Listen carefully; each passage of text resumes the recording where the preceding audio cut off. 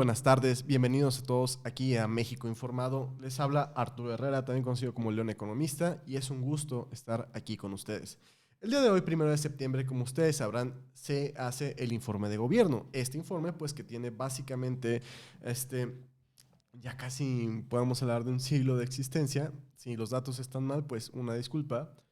A lo mejor no desconozco exactamente la fecha que inició todo esto, pero ha sido, digamos, una especie de ritual presidencialista, un ritual que se celebra cada año, pero que ha estado perdiendo, digamos, interés. ¿Por qué ha estado perdiendo interés?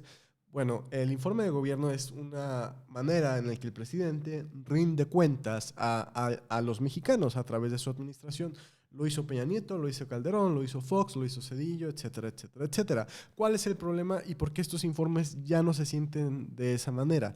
Porque el presidente actual, Andrés Manuel López Obrador, ha estado dando, digamos, informes, entre comillas, informes, en sus mañaneras todo el tiempo. Entonces pierde esa calidad de especialidad, ¿no? Decir, oh, miren, hoy es el informe de gobierno. Y pierde aún más calidad debido a que, más allá de lo acostumbrado, los informes de López Obrador están llenos de mentiras. Y es por esa razón que no pretendo en este video, en esta transmisión en vivo, proyectar algo del informe. ¿Por qué? Porque yo lo vi esta mañana, no lo recomiendo. Si ustedes quieren verlo, adelante, pero básicamente dice todas las mentiras que ha dicho siempre sobre la mañana. Básicamente es una mañanera, pero sin preguntas y respuestas. Es decir, habla de las remesas, que presume las remesas, que por cierto, ya todos deberíamos saber que las remesas, pues es, digamos, el dinero que envían mexicanos inmigrantes de Estados Unidos hacia México. ¿Y qué tiene que ver el gobierno de México en esto? Pues absolutamente nada. ¿Qué hace el gobierno de México para que esas remesas aumenten o disminuyan? Pues no puede hacer nada. Pero, sin embargo, lo presumen como logro. Entonces, hablamos de ese tipo, digamos, de declaraciones, de mentiras, y por eso hemos preparado para el día de hoy una especie de contrainforme de gobierno, donde le vamos a decir lo que sí es verdad, le vamos a decir qué ha pasado con México en esta administración. Y bueno, vamos a comenzar con la materia en salud. Tenemos aquí un mapa del Coneval que a base de unas encuestas que realizó en ENEGI, encuestas conocidas como ENIC, el Coneval hizo este mapa donde habla sobre el acceso a la salud. Recordemos que una de las primeras cosas que hizo este gobierno fue cancelar el Seguro Popular que tenía más de 50 millones de afiliados en sus últimos años. Decidió cancelar el Seguro Popular para crear el Instituto del Bienestar, mejor conocido como INSABI, Instituto para la Salud y el Bienestar, mejor conocido como INSABI, que no ha logrado llegar al nivel que tenía el Seguro Popular y dejó vulnerable a muchísima gente. ¿Cuánta gente dejó vulnerable? Bueno, en este mapa podemos ver la distribución de estados, de cómo a través de cada estado había acceso a la salud. Entiendes, acceso a la salud incluso por ir a una consulta en un doctor. Sí, eso se considera acceso a la salud también. Pero imagínense, incluso eso ha disminuido. Es decir, el acceso a la salud ha sido precarizado.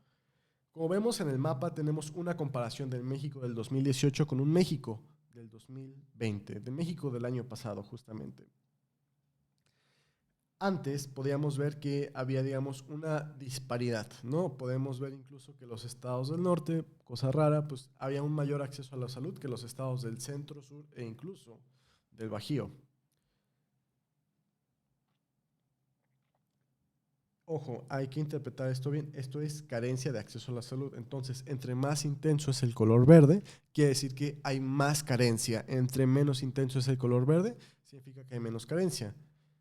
Y ahora, si vemos el mapa del 2020, notamos que pues, casi todo el país se volvió en un verde oscuro. La carencia del acceso de salud es igual a un 17 o mayor al 17.7%. Los únicos estados que parecen, digamos, no haber recibido tanto impacto, pero aún así, es Chihuahua y Baja California Sur. Sin embargo, pasaron de tener, digamos, una carencia por acceso a salud menor al 12% de la población a tener uno de 14 a 17.6%. Esto es algo terrible. Muchísimas personas en época de crisis económica y en época de pandemia se les privó de atenderse en el sector público se les negó el acceso a la salud. Así de grave es esto, así de grave es cuando cancelan un programa que funcionaba como el Seguro Popular para meter una institución que hasta la fecha nadie sabe cómo funciona, que hasta la fecha nadie sabe cuáles son sus reglas de operación, que es el Instituto de Salud para el Bienestar, mejor conocido como INSABI. Y no solo hablamos de carencias al acceso a la salud, sino que ha habido gente que pues pasó de ser pobre a pobre extrema y pasó de ser, digamos, clase media a ser pobre. Y esto es lo que nos deja ver el informe de Coneval de pobreza del 2018 a 2020, donde en 2018 había 51.9 millones de personas en pobreza. Aquí en esta tabla que vemos en el Coneval, había 51.9 millones de personas en pobreza en México en 2018, cuando Andrés Manuel llegó. Recordemos que Andrés Manuel llegó en diciembre de 2018. Entonces, esta cifra es, digamos, antes de que su gobierno comenzara. En el 2020, esa cifra se elevó a 55.7 millones de pobres. Es decir, hay cerca de 3.6 millones más de pobres en México desde que llegó Andrés Manuel. Es una cifra que sinceramente pues da terror. Hay gente que dice, no, pues esperábamos más. Lo ideal es que México estuviera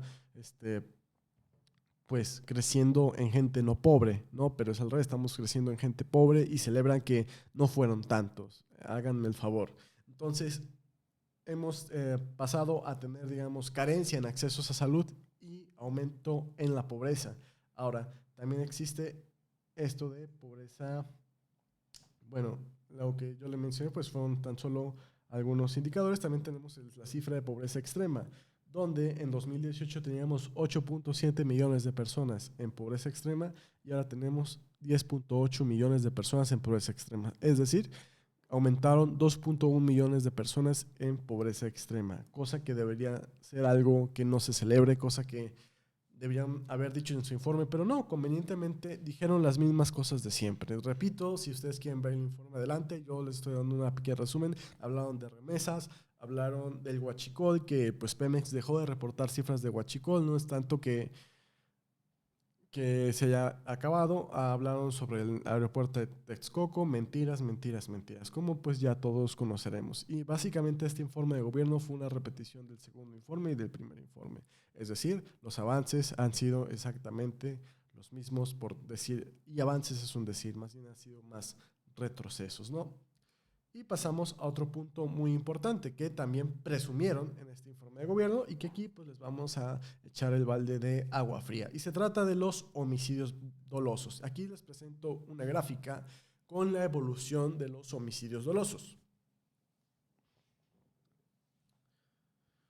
Tenemos las administraciones de Vicente Fox Quesada, Felipe Calderón Hinojosa, Enrique Peña Nieto y Andrés Manuel López Obrador. Andrés Manuel dijo que en su sexenio, que no es como antes, que ya no aumentan los homicidios. Bueno, no aumentan los homicidios, pero llegaron a una meseta de violencia que no ha podido controlar. Es decir, los homicidios dolosos no han bajado. Y eso que Enrique Peña Nieto, en principio de su sexenio, pues bajaron los homicidios, pero cerca del 2014, pues tuvieron un repunte hasta llegar al nivel que tenemos hoy en día. ¿Es culpa de Andrés Manuel?